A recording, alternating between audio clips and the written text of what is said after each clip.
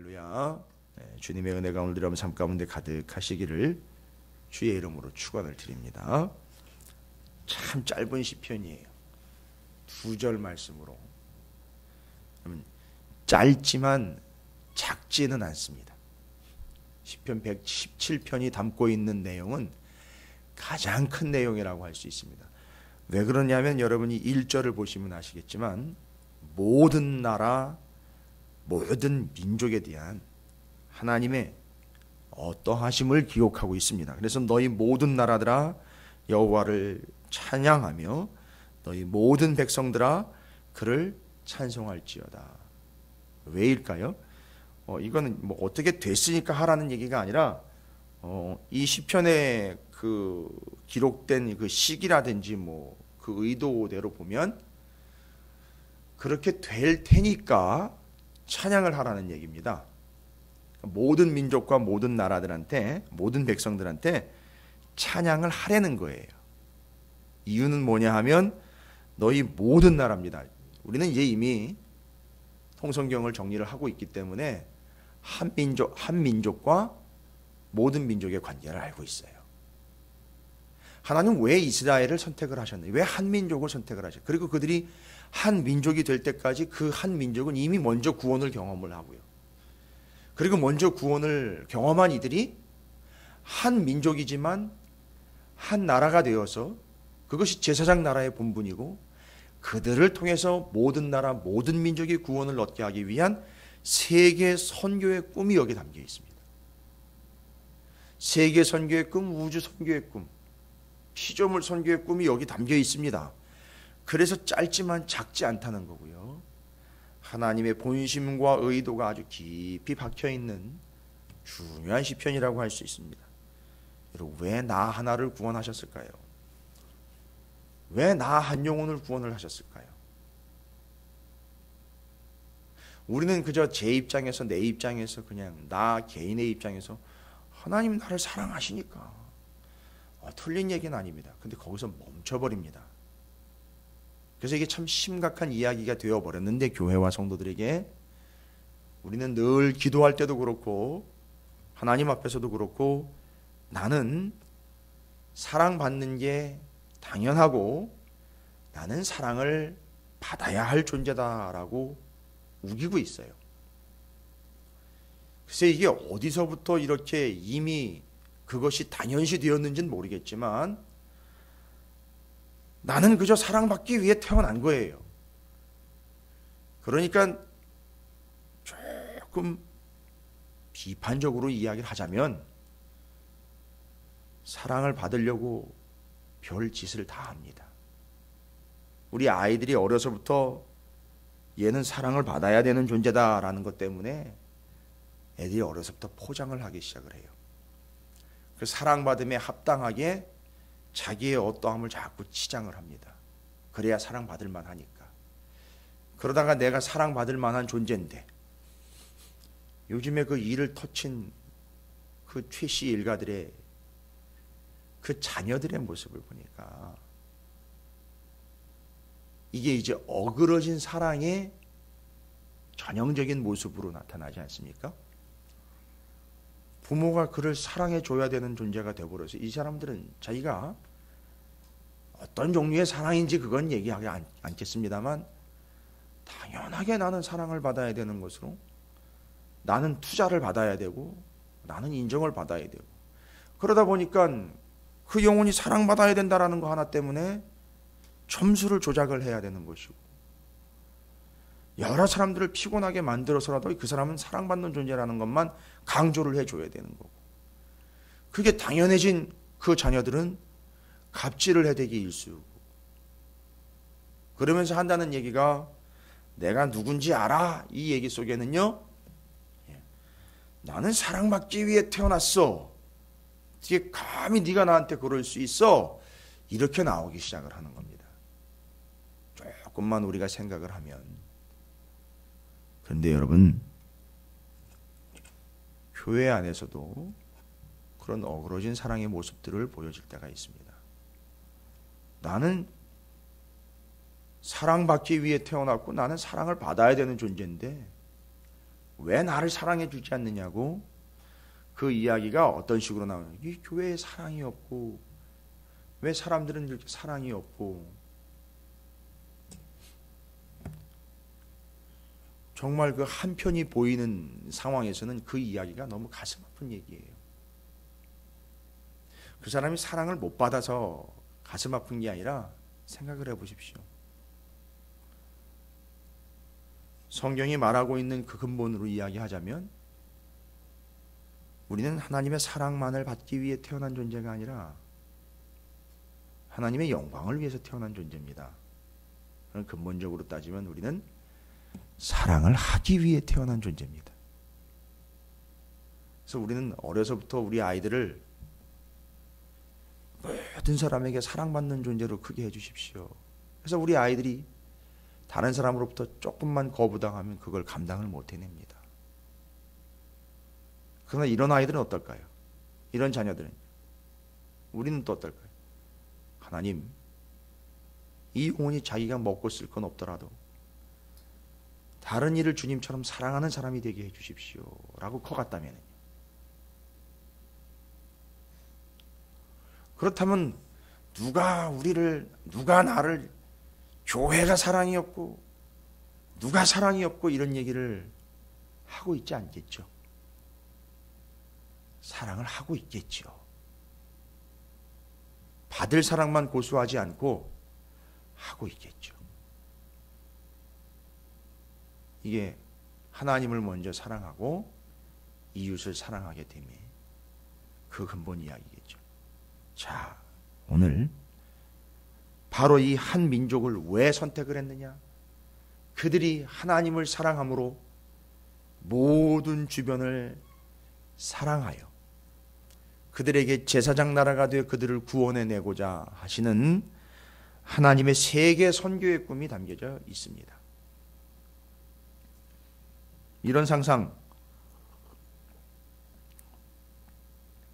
한민족을 사랑할 때에는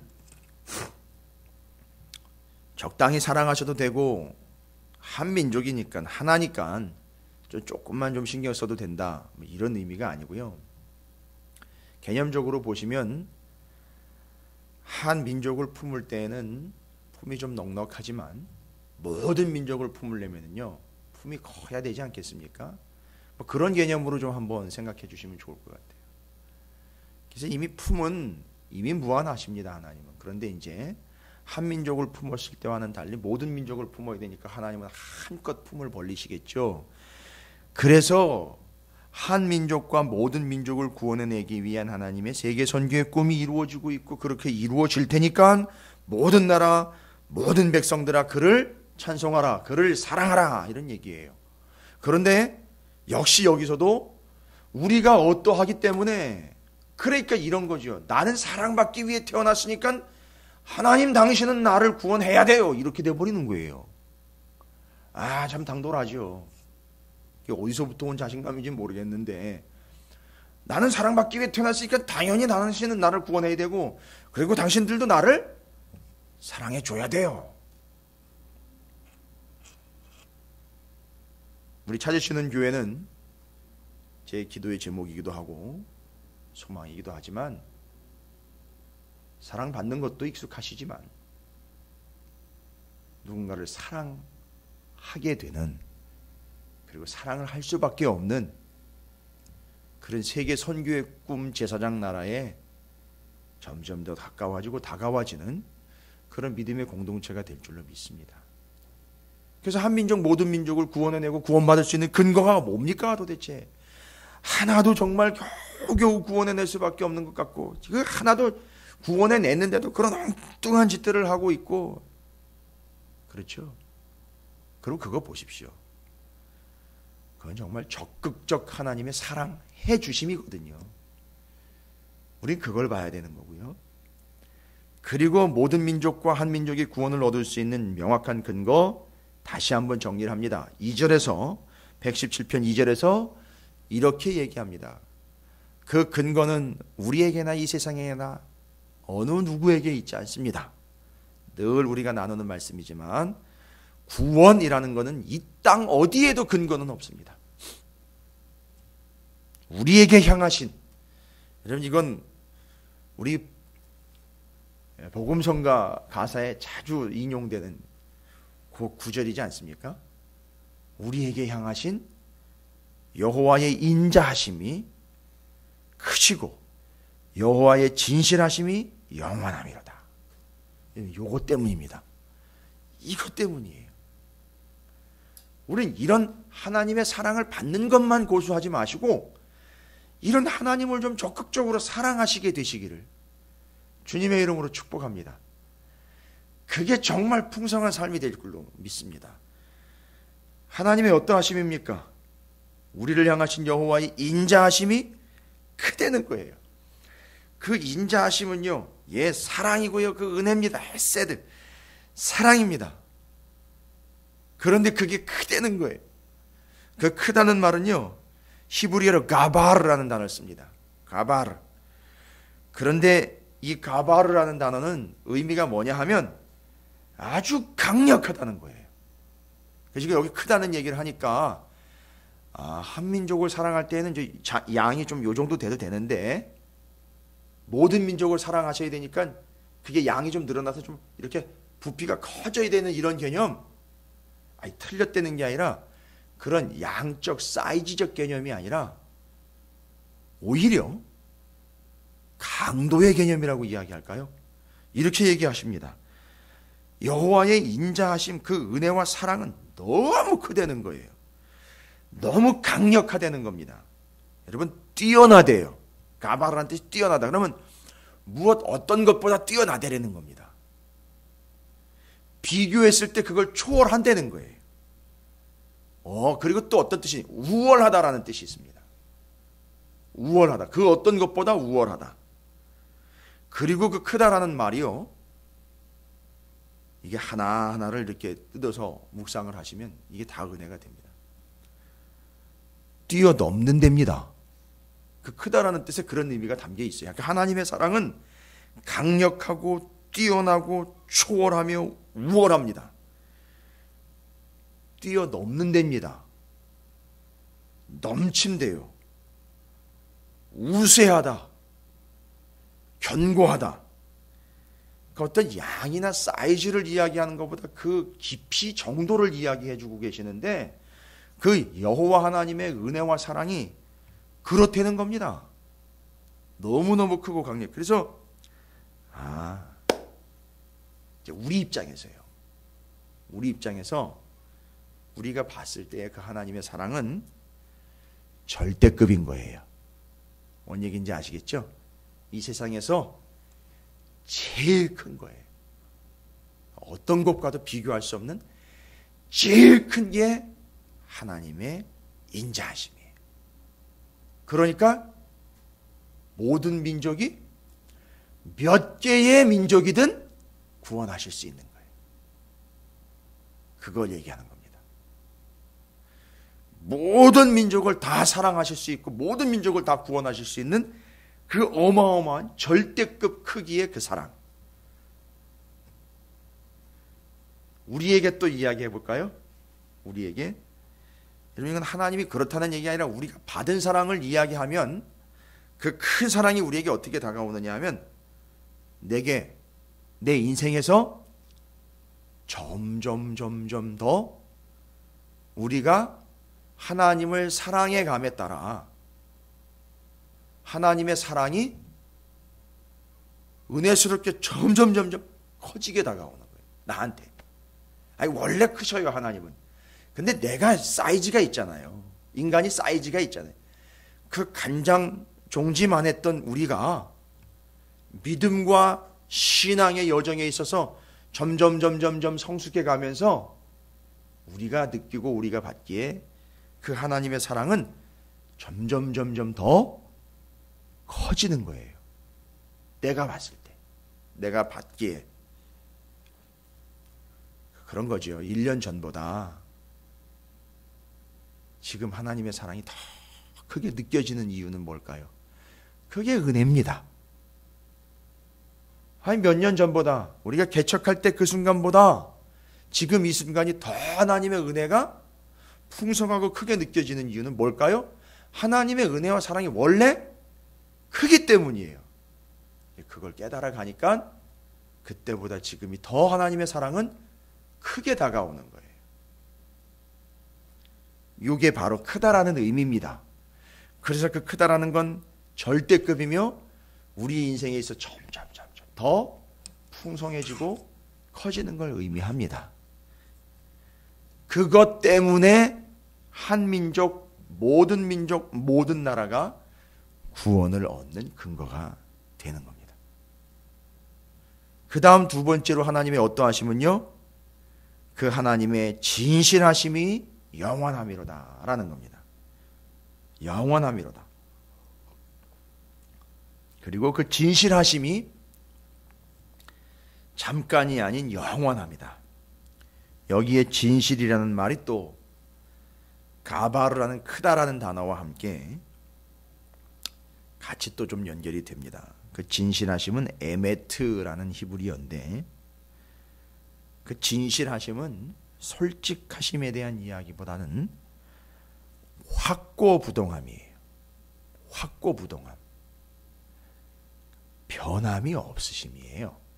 변함이 없으심. 잘 보십시오.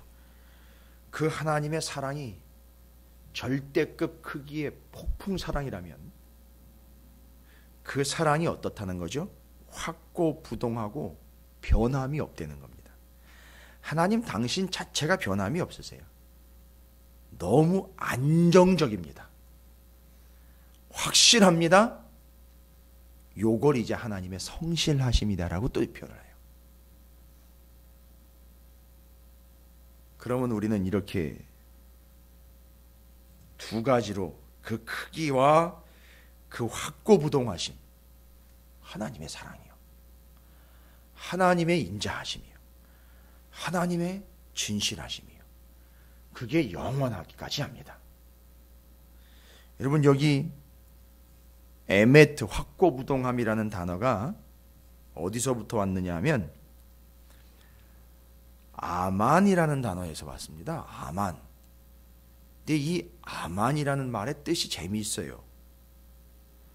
아만이라는 말은 양육하다, 부양하다, 부양자가 되다, 이런 얘기예요. 이거 도대체 뭔 얘기일까요? 하나님의 확고부동하심, 진실하심, 확실하심, 성실하심. 하나님이 우리를 양육하시고 먹이시고 우리에게 양육자가 되시는데 어떻다는 거죠?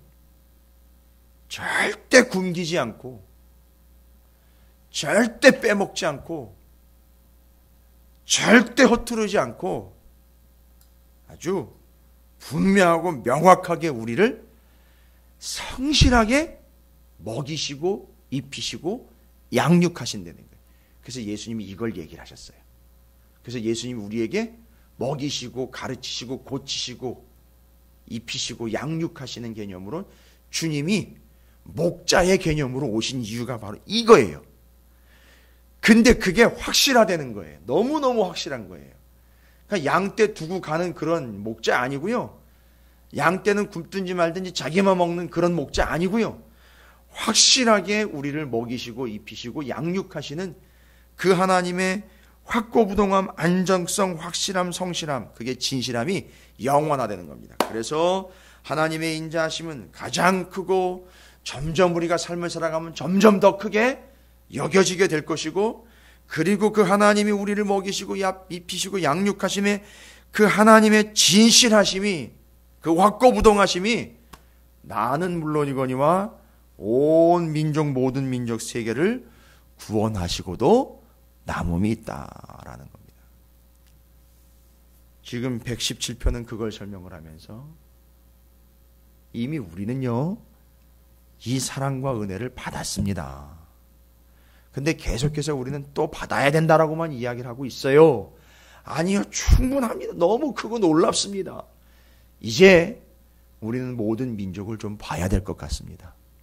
모든 사람을 좀 봐야 될 것 같아요. 모든 나라들을 좀 우리가 두루 살펴봐야 될 것 같습니다.